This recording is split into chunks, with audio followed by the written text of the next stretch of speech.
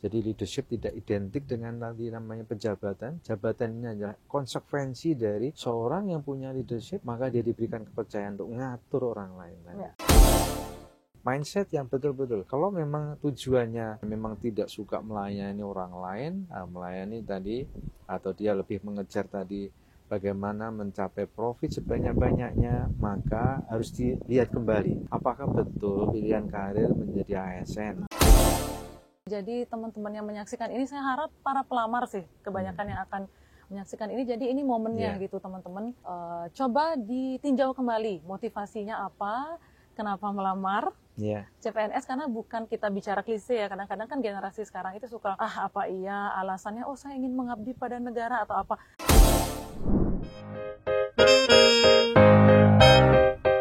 Yuk, sebelum podcastnya dimulai, mari kita simak wawancara berikut ini.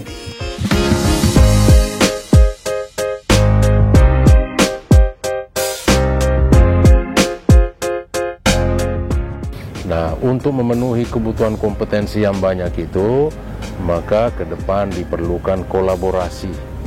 Ya, kebutuhan kompetensi tidak hanya lagi bisa disuplai oleh pemerintah saja, tetapi kita perlu berkolaborasi. Karena aktor pembangunan di sebuah negara itu bukan cuma pemerintah saja, tapi swasta, civil society. Pelatihan yang saya ikuti ini itu merupakan contoh daripada kolaborasi. Saya berharap kawan-kawan aparatur sipil negara di seluruh Indonesia tidak lagi semata-mata berharap pengembangan kompetensinya itu disuplai dari instansi pemerintah, tetapi juga tolonglah mengeksplorasi potensi-potensi yang ada, yang dimiliki oleh private sectors, yang dimiliki oleh civil society. Di era sekarang ini tantangan yang begitu besar, kita tidak bisa merasa jago sendiri gitu ya. Kita harus berkolaborasi, kita harus bekerja sama agar ya tujuan-tujuan bersama kita bisa kita wujudkan secara bersama. Bahwa pengembangan kompetensi itu adalah kewajiban kita, kewajiban masing-masing. Kalau kita ingin bersaing, kita harus mengembangkan diri. Kalau kita tidak mau mengembangkan diri, maka kita tidak akan mampu bersaing dan kita akan tertinggal di belakang. Dan apakah kita mau menjadi penonton di rumah sendiri? Tentunya tidak. Sehingga sekali lagi pengembangan diri menjadi penting. Silakan Bapak sekalian bisa mengakses ilmu pengetahuan, knowledge dari manapun untuk pengembangan diri kita. My name is Henrik Bressman. I'm a professor at INSEAD in Singapore, and I have just concluded a leadership development workshop with the National Institute of Public Administration here in Bali with some of the top leaders of that institution. And it has been a true pleasure, and I very much look forward to continuing to working with Indonesian institutions to develop leadership capacity in this wonderful country as we take on the new challenges of the new world,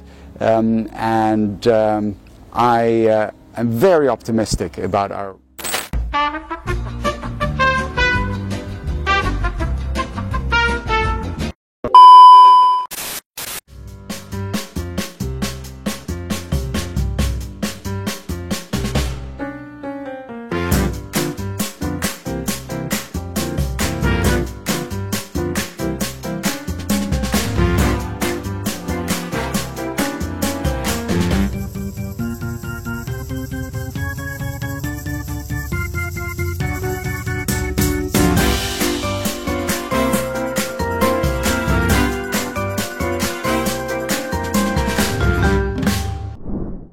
Sobat BKN, jumpa lagi kita dalam acara podcast kesayangan kita, XLC Podcast, Let's Talk and Learn.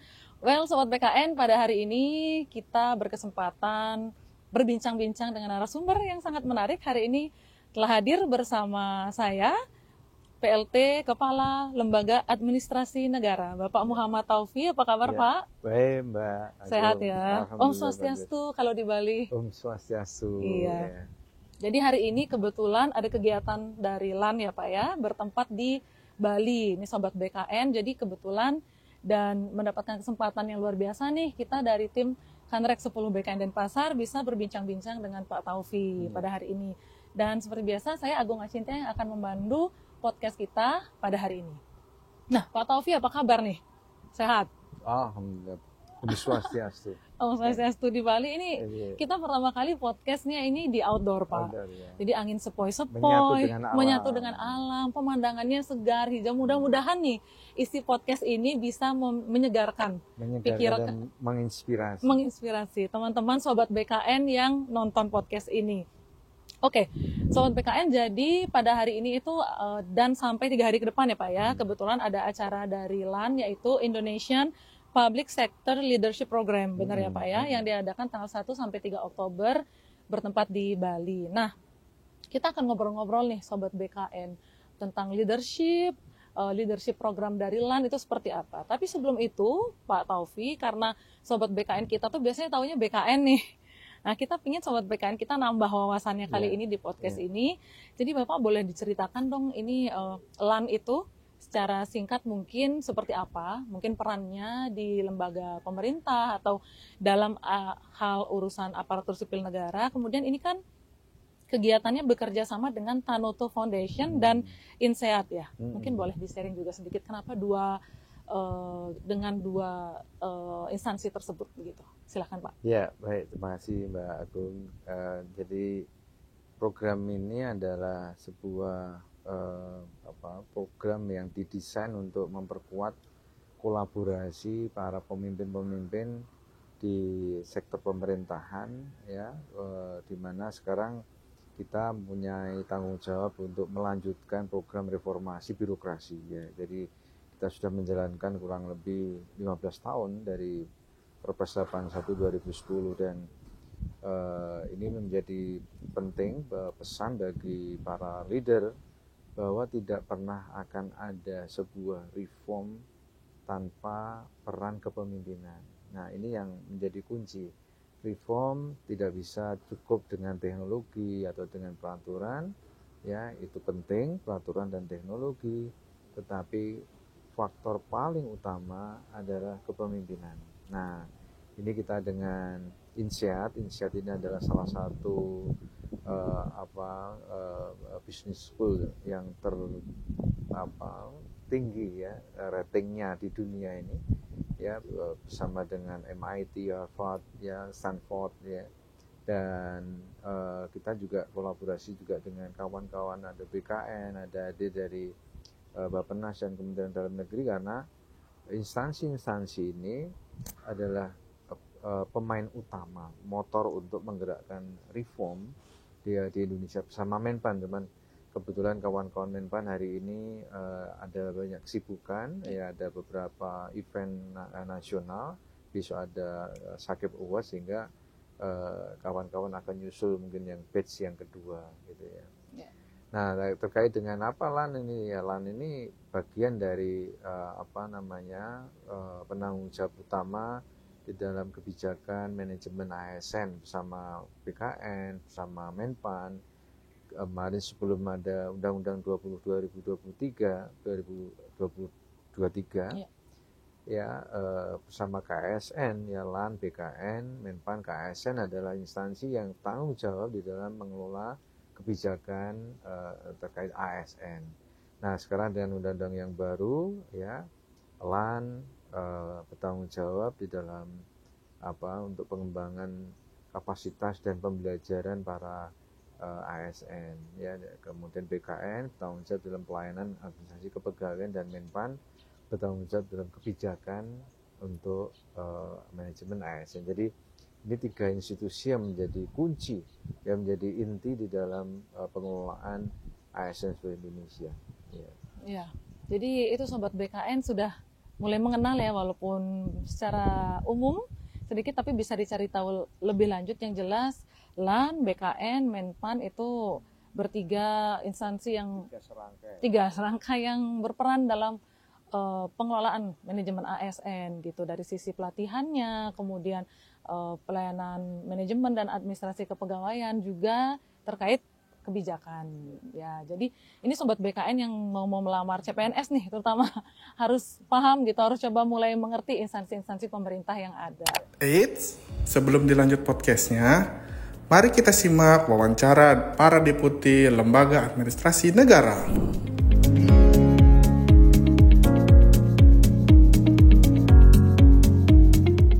Kami di Lembaga Administrasi Negara memiliki beberapa program untuk mendorong akselerasi inovasi baik tata kelola maupun pelayanan publik tadi.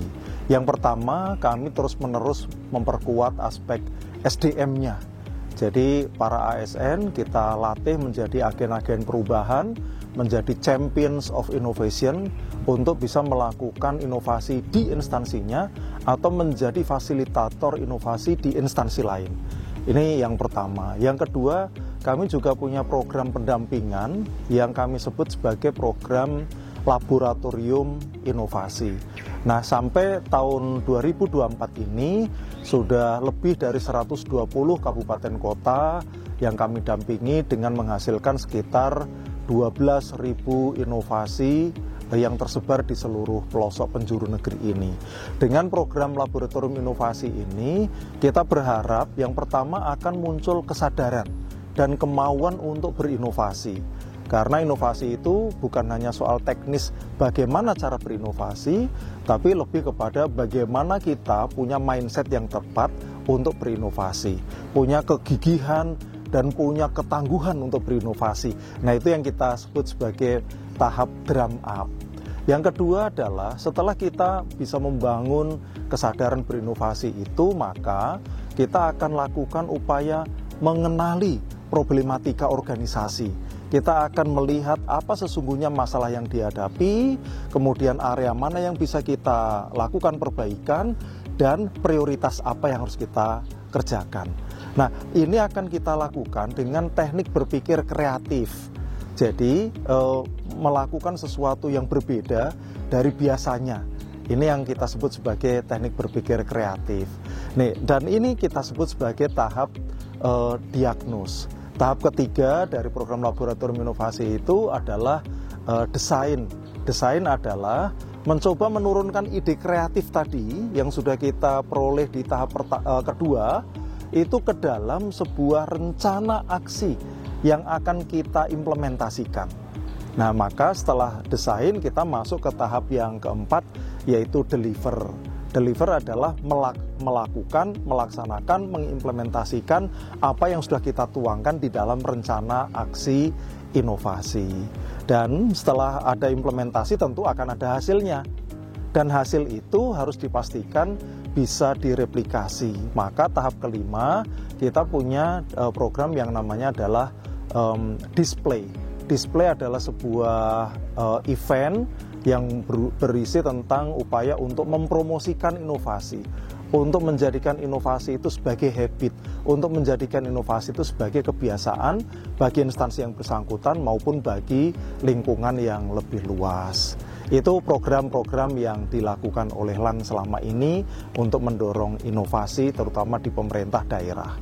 Jabatan inovasi manajemen ASN itu terkait dengan bagaimana manajemen ASN itu tidak lagi seperti yang saat ini, gitu ya. Jadi inovasi yang diharapkan dari jabatan yang ada di LAN itu bagaimana kita bisa lebih efektif, ya, memperjuangkan atau melakukan hal-hal yang lebih efektif. Contohnya adalah, misalnya, selama ini kita melakukan rekrutmen pegawai itu 1 tahun sekali, ya, seremonial, gitu loh. Padahal seharusnya pengadaan PNS itu bisa dilakukan secara 2-3 kali dalam setahun misalnya. Nah, ini untuk menutup peluang-peluang terjadinya ada rekrutmen pegawai honorer, ya. Yang ini yang menurut saya akibat dari tadi, ya, rekrutmen PNS itu setahun sekali, sehingga setiap orang yang pensiun lebih cepat 10-11 bulan dari periode atau jadwalnya rekrutmen itu ditutup oleh pegawai-pegawai honorer, ya, yang kemudian akhirnya membludak pegawai-pegawai honorer saat ini, ya. Dan ini kita ke depan mudah-mudahan bisa memperbaiki metodologi atau cara merekrutmen PNS, ya, dan itu mudah-mudahan kita tuangkan juga dalam RPP yang sedang kita susun. Yang kedua, ya, kita paham bahwa sistem merit atau manajemen talenta itu sedang kita implementasikan di Indonesia ini atau di birokrasi. Ya. Tapi kita juga terhalang oleh regulasi yang kepangkatan itu menjadi bagian tetap yang menjadi pertimbangan ketika mengangkat seseorang untuk menduduki satu jabatan tertentu. Ya, padahal kita sedang memperjuangkan gimana caranya mendapatkan top talent yang bagian dari fast track ya, supaya siapapun yang punya kompetensi yang cukup, pengalaman yang cukup ya, yang mumpuni, sehingga orang tersebut bisa menduduki jabatan strategis, misalnya menjadi JPT Pratama misalnya gitu ya.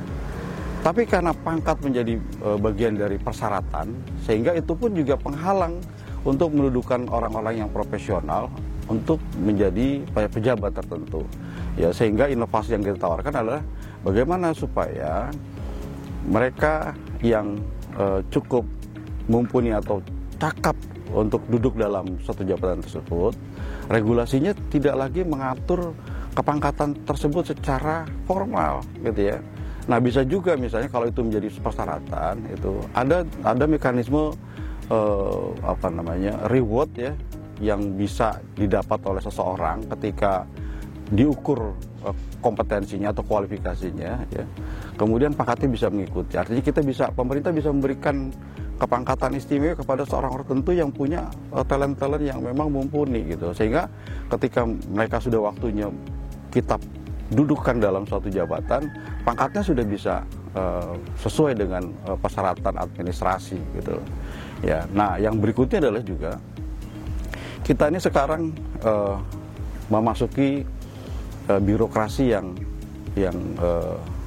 kombinasi antara generasi yang tua dan generasi muda, atau kita sebutnya milenial dan generasi Z yang sudah masuk juga ke dalam birokrasi gitu. Nah, berbagai cara dilakukan oleh para generasi muda itu supaya pekerjaan di birokrasi itu menjadi lebih mudah, ya, menjadi lebih efektif, lebih efisien dan seterusnya gitu ya. Dan gagasan-gagasan inovasi yang diusulkan oleh para generasi muda ini kadang-kadang tidak fit dengan mereka para pemimpin-pemimpin yang justru bukan dari golongan generasi muda tadi. Ya, kita sebutnya generasi kolonial misalnya gitu ya.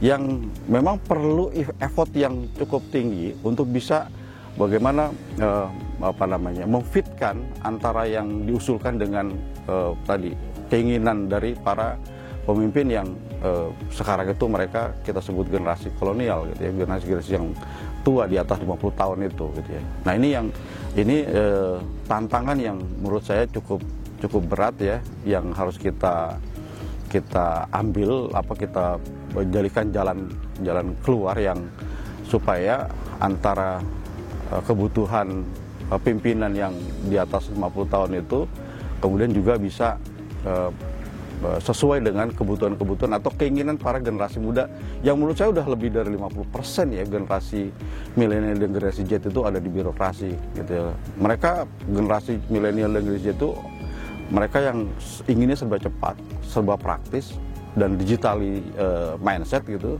Nah, sementara pemimpinnya mereka adalah bukan generasi yang digital mindset gitu. Nah, ini yang bagaimana mengkonekkan atau mengkombinasikan antara generasi tua dan generasi muda supaya birokrasi itu lebih efektif gitu. Nah, wawancara yang mantap bukan? Kuy, kita kembali ke podcast lagi. Ya, jadi begitu Sobat BKN, dan seperti yang tadi disampaikan Pak Taufi, ini tuh kita bicara soal reformasi birokrasi ya Pak ya, secara besar bahwa diperlukan kepemimpinan kalau memang kita mau mereform, harus ada kepemimpinan. Nah, tapi saya perhatikan ini di acara pada kali ini yang diadakan LAN itu membahas leadership signature Pak Taufi. Mungkin boleh di-share kepada Sobat BKN di rumah, kenapa leadership signature gitu? Apa yang membedakan dengan leadership pada umumnya? Ya, ini pertanyaan yang menarik karena jadi secara umum kita memahami leadership itu kepemimpinan adalah orang yang membuat sebuah perubahan, ini tanggung jawab membuat sebuah perubahan. Ya. Dan untuk membuat sebuah perubahan dia harus punya visi, tidak hanya membuat visi tapi bagaimana membuat orang bisa memiliki komitmen dan memberikan potensi terbaiknya ya dalam mewujudkan visi yang diciptakan oleh pemimpin tadi. Ya, ini tiga hal tadi. Ya, membuat perubahan dari mewujudkan visi dan menggerakkan tadi komitmen dan potensi para pegawai. Ini. Nah, yang dia signature tadi ini mungkin juga penting kita pahami bahwa leadership itu butuh keotentikan gitu ya. Jadi nggak bisa misalnya Mbak Agung mau nyontoh gayanya leadershipnya orang lain dan sebagainya. Ya belajar dari pengalaman orang lain bagus, tetapi masing-masing orang punya kekhasan bagaimana menjalankan tadi tanggung jawabnya untuk melakukan sebuah perubahan.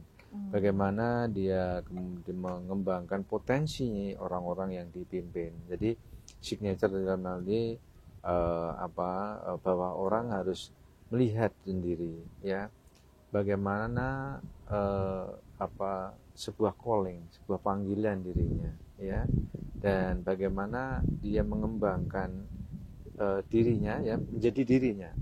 Menjadi seorang pemimpin tidak harus berpura-pura menjadi orang lain, tetapi kembali pada dirinya.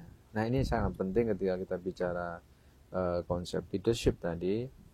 Memang ini juga kita sampaikan juga ke kawan-kawan para leaders ya, bahwa pertama harus kita lihat dulu bahwa pertama apa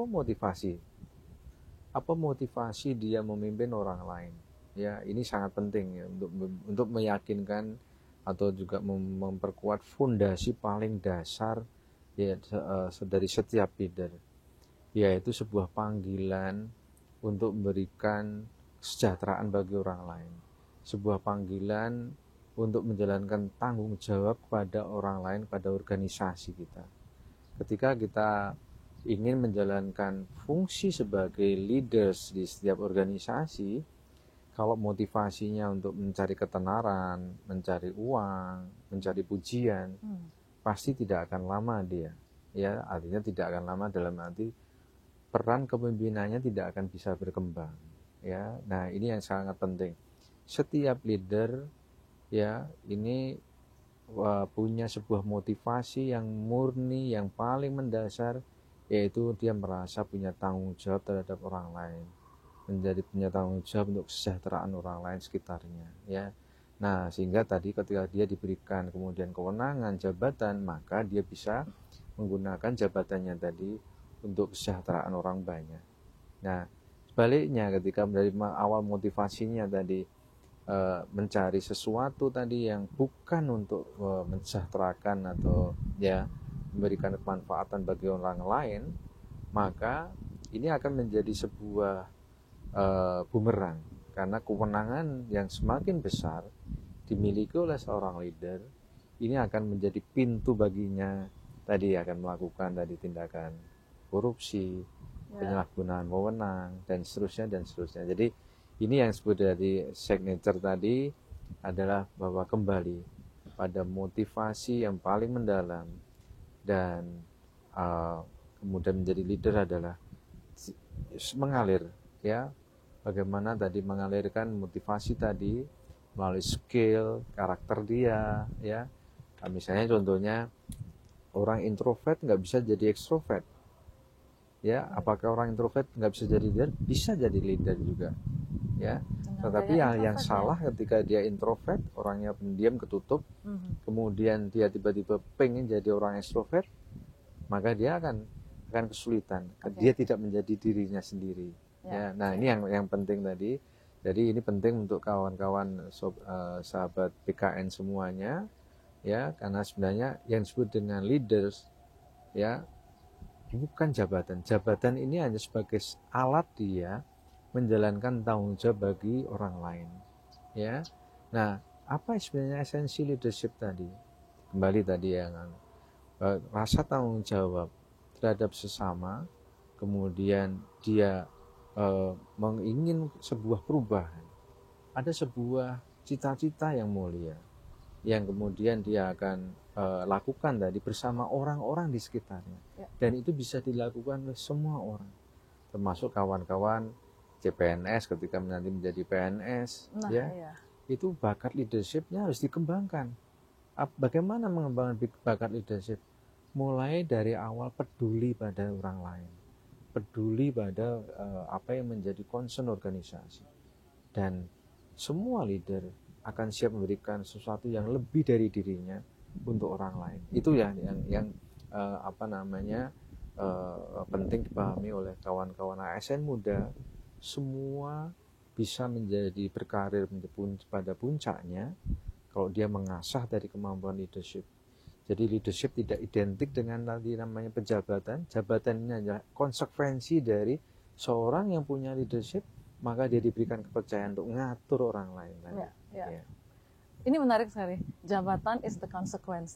Jabatan konsekuensi dari justru memiliki karakter leadership. Jadi bukan, kadang-kadang kan orang salah kaprah, jabatan itu dianggap sebagai gift atau hadiah atau semacam ini reward. So ketika saya menjabat, saya bebas melakukan apapun. Tapi seperti yang tadi Pak Taufi jelaskan, justru motivasinya dulu, leadership itu harus motivasinya dulu yang memang untuk orang banyak, organisasi, dan baru kemudian dari sana kita yakin gitu dengan diri sendiri, apapun karakter kita, entah introvert, extrovert, kita bisa be a leader, bukan jabatan, tapi memiliki leadership yang tadi, leadership yang khas, leadership signature itu.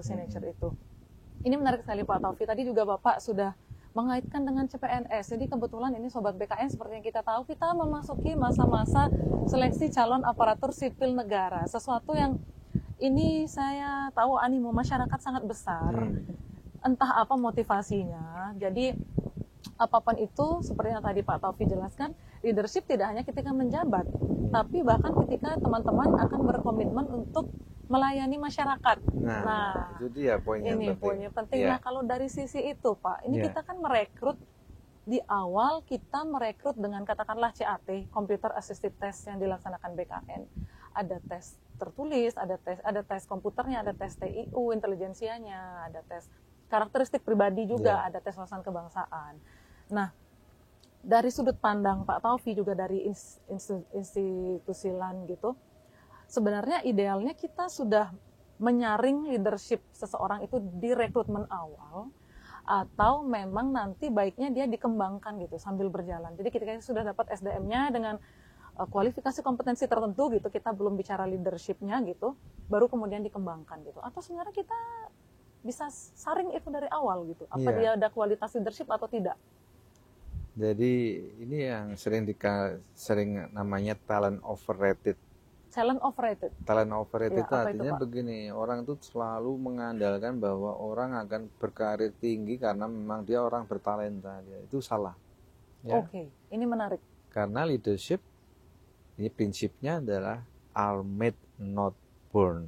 Ya, leadership itu dibuat, bukan dia dilahirkan jadi leader, bukan. Oke. Ini pemahaman modern. Ini basic dan prinsip ini. Mungkin kalau di cerita-cerita rakyat zaman dulu ya kan, ya memang ada cerita ya kan, namanya leader itu ya mungkin dari kayangan ya.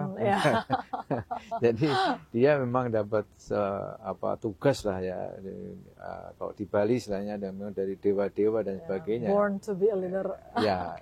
Nah, tetapi pandangan modern tidak. Leaders are made. Ya, leaders itu dibentuk, ya, dididik, ya, dikembangkan. Ya, nah, ini makanya tadi ini bagi sahabat ASN muda ini sangat penting tadi bahwa bagian dari yang disebut kita dengan top skill, ya, top skill itu artinya kemampuan kunci di masa yang akan datang. Top skillnya adalah salah satunya leadership. Artinya tidak hanya orang yang punya jabatan yang harus punya leadership, tapi semua orang harus punya kemampuan leadership. Nah, tadi yang bagaimana leadership itu, ya berarti kalau dia dari para ASN muda, ya pertama harus paham dulu ketika gabung menjadi ASN, maka itu adalah sebuah panggilan bangsa untuk melayani bangsa. Nah, ini yang penting ya. Ini beda sekali dengan kalau kita join di korporasi. join di korporasi, kita akan melayani korporasi untuk mencapai profitnya, ya kan? Nah, kalau ketika join menjadi ASN, maka otomatis hidupnya adalah didedikasikan untuk melayani bangsa. Tidak ada bangsa di dunia ini yang mengejar profit, tapi tujuannya adalah mensejahterakan rakyatnya. Ini harus mindset yang betul-betul.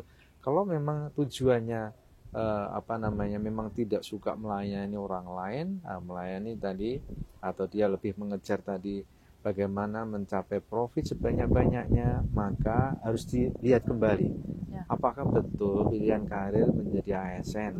Nah, ini penting. Pertanyaan besarnya ini. Nah, pertanyaan besar. Untuk diri sendiri. Untuk diri bagi sendiri, pelamar. kawan-kawan para pelamar ini betul enggak? Kenapa? Karena nanti akan menjadi sebuah hambatan, ya. Karena niatannya beda dengan jalur karirnya tadi, ya. Nah, jadi ketika dia sudah mantap bahwa saya siap melayani bangsa, memberikan yang terbaik bagi bangsa, maka ASN cocok, ya, karena memang dituntut ya kemauan kesediaannya untuk memberikan layanan terbaik bagi bangsa, ya. Nah, yang kedua tadi, karakter leadership adalah dia punya calling, sebuah panggilan, tanggung jawab pada orang lain, ya. Jadi menjadi ASN tadi berarti mereka harus siap kapanpun ya menjalankan peran sebagai pemimpin. Nah, ini yang harus, nggak ada wah saya mungkin di dapur aja atau dia saya nggak suka tanggung jawab, nggak bisa. Semua ASN, siapapun, apapun jenis bidang pekerjaannya, dia akan harus siap jadi leader. Yang ketiga, karena tadi leaders are made not born, maka dia harus selalu kemudian punya komitmen mengembangkan dirinya, ya, mengembangkan dirinya, ya, untuk tadi menjalankan tanggung jawab yang lebih besar di dalam organisasi, ya kan. Era sekarang di mana dituntut untuk berinovasi, berkreativitas, ya, sehingga dia juga harus bisa menunjukkan hasil karyanya yang kreatif tadi, karena leader diukur dari bagaimana kontribusinya atau tanggung jawab pada orang lain. Jadi itu tahap-tahapannya. Dari yang penting bagi kawan-kawan ASN muda adalah yuk, ya, kalian ya suka nggak suka akan nanti menjalankan tanggung jawab sebagai leader tadi. Dan menjadi leader punya tanggung jawab kemudian mengembangkan dirinya, karena leader ini kita sebut sebagai sebuah perjalanan, leadership journey, ya, dari memimpin diri sendiri, memimpin tim, memimpin unit, memimpin sebuah bagian, memimpin dan lebih besar lagi, ya. Dan ini butuh setiap tanggung jawab tadi butuh sebuah skill, butuh sebuah kemampuan, ya, sehingga tadi kita sebut dengan growth mindset yang terus untuk tumbuh mengembangkan diri dia. Jadi jangan dilihat ya kalau ada program pengembangan misalnya sebagai bentuk untuk menggugurkan kewajiban kepegawaian, bukan, ya, tapi itu bagian dari mempersiapkan kalian menjadi leader-leader di masa depan. Right. Ini bagus sekali Pak Taufi. Jadi teman-teman yang menyaksikan ini, saya harap para pelamar sih kebanyakan yang akan menyaksikan ini. Jadi ini momennya gitu teman-teman. Coba ditinjau kembali motivasinya apa, kenapa melamar CPNS, karena bukan kita bicara klise ya. Kadang-kadang kan generasi sekarang itu suka alasannya saya ingin mengabdi pada negara atau apa. Mungkin terdengar klise atau apa, tapi Pak Taufi memaparkan kondisi yang sebenarnya. Kalau memang profesi ini aparatur sipil negara, memang ya aparaturnya sipil negara, memang untuk negara, dan negara tidak ada mencari profit. Kita mewujudkan kesejahteraan, dan untuk itu diperlukan leadership untuk menemukan panggilan. Apa sudah memang panggilannya adalah untuk kebaikan bersama atau belum. Jadi tidak muluk-muluk, tapi teman-teman sangat bisa mulai kembangkan itu, dan sangat mungkin untuk dikembangkan setelah pun diterima, kan gitu Pak ya. Karena seringkali itu biasanya CPNS ketika diterima menganggap itu final result, end of journey, yes, finally aku PNS gitu. Terus habis itulah akhirnya yang kadang kita di BKN sering bilang jadi deadwood. Jadi di matriksnya adalah yang tidak berkinerja, tidak perform, tidak ada achievement, karena mereka ngerasa end of journey-nya being PNS, padahal baru starting. Harusnya bertumbuhnya bersama di kita, bersama ketika di ASN kan begitu ya Pak ya. Mengapa menjadi deadwood? Karena biasanya orang-orang deadwood itu artinya dia udah potensi dan kinerjanya paling rendah, dia nggak bisa dikembangkan lagi. Mengapa? Karena dia tidak menemukan apa yang dia cari di situ. Biasanya begitu, ya. Kalau kita lihat dari sisi input, semua CPNS, semua calon ASN adalah orang-orang yang terbaik. Ya, apalagi melalui hasil seleksinya. Seleksi yang ketat, CAT dan banyak prosedurnya. Betul. Ya. Nah, dia harus mengalahkan kompetitornya ribuan, bahkan puluhan ribu yang lainnya. Artinya mereka inputnya bagus. Tetapi kenapa? Nah, pertanyaannya. Ada yang survive sampai kemudian ke karir yang tertinggi, ada yang tadi macet di tengah-tengah, atau bahkan baru awal sudah macet. Karena dia tidak, memang itu ibarat kayak dia sebuah ikan yang tidak kemudian masuk di dalam lingkungan habitatnya dia. Dia tidak menemukan sesuatu di situ. Sehingga tidak ada alasan, dia tidak punya motivasi untuk mencapai karir yang tinggi tadi. Ya kan? Atau lingkungannya tidak bisa menerima dia. Oh, ini bukan ikan bagian dari kita, ini ikan aneh nih, ya kan? Ya seperti itu, ya. Jadi ini penting. Ya, karena sekarang opsi pilihan karir banyak dan ini kawan-kawan harus paham, ya, apa konsekuensinya menjadi seorang ASN tadi. Gitu. Ya.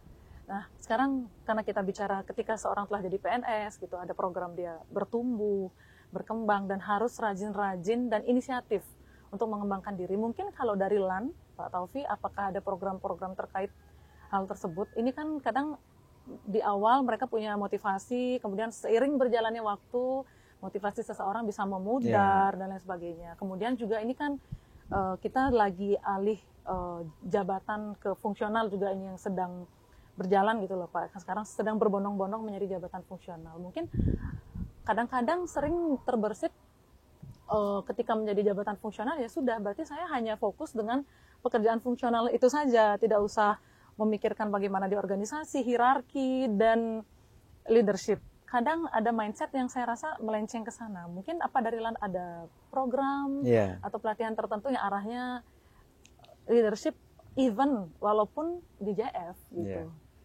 Jadi ini yang pertama memang di dalam PP yang kebetulan kita sedang susun ini, ya kan, turunan dari Undang-Undang baru tentang ASN, Undang 20/2023, ya kita lagi nyusun yang dimana memang ada pelatihan yang sifatnya wajib, yaitu mulai pelatihan dasar, kawan-kawan nanti CPNS kalau mau masuk diterima, akan diberikan haknya penuh menjadi ASN, ya calon ASN menjadi ASN, syaratnya tadi adalah kalau PNS untuk ada pelatihan dasar. Untuk para P3K nanti mereka akan dapat orientasi, ya. Nah, setelah itu nanti ada pelatihan wajib yang lain, ya, yang kita sebut dengan in service. In service itu setelah mereka diberikan jabatan sebagai ASN, mereka ada pelatihan ya untuk kepemimpinan, itu wajib ya, mereka yang punya posisi manajerial. Bagi yang posisinya JF, jabatan fungsional, mereka juga ada pelatihan wajib, ya. Tidak menjadi syarat, tapi setelah diangkat mereka akan ikut pelatihan tadi, ya, menjadi jabatan fungsional. Nanti pertanyaannya, apakah memungkinkan orang jabatan fungsional menjadi pejabat struktural? Sangat amat mungkin. Nah, kawan-kawan ini ASN, ini yang penting adalah kok di ASN itu atau di dalam kehidupan ini bukan apa yang dilakukan, tapi bagaimana melakukannya. Ya, bagaimana melakukannya. Karena inilah spirit profesional. Apapun itu, mau tukang kebun kalau dia melakukannya hebat, ya kan, dia akan menjadi tukang kebun world class dia. Ya, dia menjadi jabatan fungsional, dia melakukan dengan hebat, maka jadi jabatan fungsional yang sangat prestisius. Ya, dia akan membawa dia pada tempat yang paling tinggi, yang orang nggak bisa membayangkan kalau dia nikmati prosesnya, Kalau dia betul-betul dedikasikan tadi apa yang dilakukan, dia lakukan dengan baik. Bagaimananya yang penting, ya ini penting ya. Jadi misalnya, wah saya kok nggak jadi pejabat struktural, nggak jadi apa-apa. Nah kan ini santai, jadi ini filosofi ini penting ya. Jadi apa namanya, di dinamika organisasi sering ya, betul-betul di pemerintah daerah misalnya, nanti kawan-kawan ada pergantian kepala daerah, ada pergantian, nanti mungkin rotasi, mutasi dan sebagainya. Jangan kecewa karena nikmati prosesnya semuanya. Tidak ya, terpenting adalah bagaimana kita menjalankan tanggung jawab kita. Nah, ini saya spill ya, ini kita untuk kawan-kawan muda terutama yang ini punya sebuah energi besar untuk menempuh karirnya. Jadi kita di dalam rancangan peraturan yang sebentar lagi disahkan ini ada namanya sekolah kader. Apa sekolah kader? Yaitu pengembangan kompetensi kepemimpinan dengan percepatan karir dia.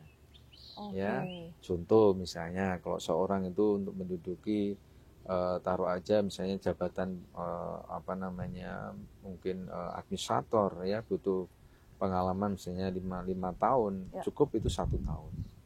Sehingga dia karena sudah diskon di sekolah 4 tahun. kader. Diskon. Ya. Diskon. Misalnya untuk GPT Madya misalnya, eselon 1 butuh pengalaman 10 tahun. Kalau sudah sekolah kader tadi, maka dia bisa lebih cepat lagi duduk di jabatannya. Ya, misalnya 10 tahun kalau masuk sekolah kader dia cukup 6 tahun. Ya, dari masing-masing tingkatan seperti itu, sehingga nanti kawan-kawan ASN muda ini bisa kemudian lebih cepat lagi tadi dalam menjalankan tanggung jawab sebagai pejabat ya struktural di dalam birokrasi ASN. Apa tujuannya? Tujuannya adalah bagaimana kita memberikan kesempatan seluas-luasnya bagi ASN muda untuk berkarir ya. Karena birokrasi kita ini kita sebut dengan aging. Aging itu artinya ya kalau kita keriput menua. Ya, menua artinya memang posisi-posisi puncak ini banyak didominasi oleh generasi yang senior ya, baby boomer 50 sampai 65 tahun ini cukup dominan ini ya. Nah, sedangkan ini yang masuk dan yang masyarakat sekarang ini secara demografi adalah milenial dan generasi Z, 60% lebih. Ya. Nah, ini artinya butuh sebuah proses regenerasi yang cepat ya, agar birokrasi ya juga dipimpin dengan value ya yang kurang lebih sama dengan mereka masyarakat yang dilayani. Nah, jadi tapi kuncinya tadi ya, memang dia yakin ya, punya motivasi untuk memberikan layanan baik, dan memiliki komitmen tadi untuk menjalankan tadi fungsi leadership tadi ya. Ini menarik sekali. Jadi bahkan Pak Taufi spill sekolah kader.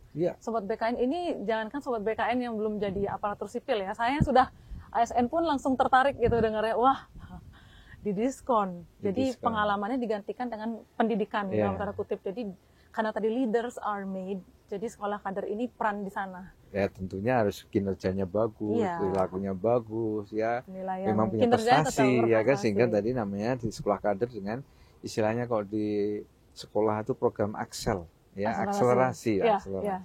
Ini mungkin kalau nanti kita mau obrolin harus ada segmen tersendiri. Kami akan sangat senang kalau bisa dengan mungkin dari LAN ada yang memang memegang program ini, kami bisa ngobrol lagi. Nah, dan tadi juga menarik dibilang bahwa leadership-nya ketika katakanlah orang di JF kan karena mungkin merasa tidak handle tim, tidak handle organisasi, tidak perlu leadership.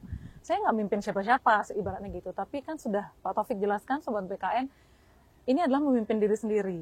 Bagaimana menjadi terbaik, versi terbaik dari yang kita lakukan. Kan begitu ya Pak ya. Jadi leadership penting berperan supaya kita optimal, menjadi yang optimal di jabatan kita apapun itu. Bahkan yang tadi Bapak katakan, walaupun kamu tukang kebun, kalau kamu lakukan sepenuh hati, total world class. Walaupun kamu waiter, kamu sepenuh hati, world class waiter. Ya, kita ingin jadi world class ASN juga. Ya, jadi Saya harap nih teman-teman Sobat BKN terinspirasi, terutama yang PNS nih, yang sudah jadi PNS. It's not the end of the journey gitu. Yeah. Ini baru awal perjalanan leadership journey kita ya Pak ya. Iya. Dan penting juga untuk kawan-kawan ASN muda ya, bahwa di semua profesi orang akan bisa bertahan sampai pada karir yang tertinggi. Selain kemampuan tadi yang dibutuhkan, tapi yang kita sebut dengan sebuah resilient.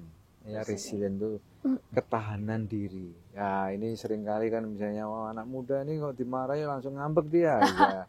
Nah, ini enggak ada kita, ya enggak ada. Jadi bagaimana orang yang sukses itu kadang-kadang enggak pinter dia. Tapi orang yang kemudian punya motivasi tinggi, gigih sekali dia gigit, nggak pernah dia lepas dia. Ya kan, mau hujan, mau badai, mau dimarahi dia gigit itu. Nah, itu yang penting.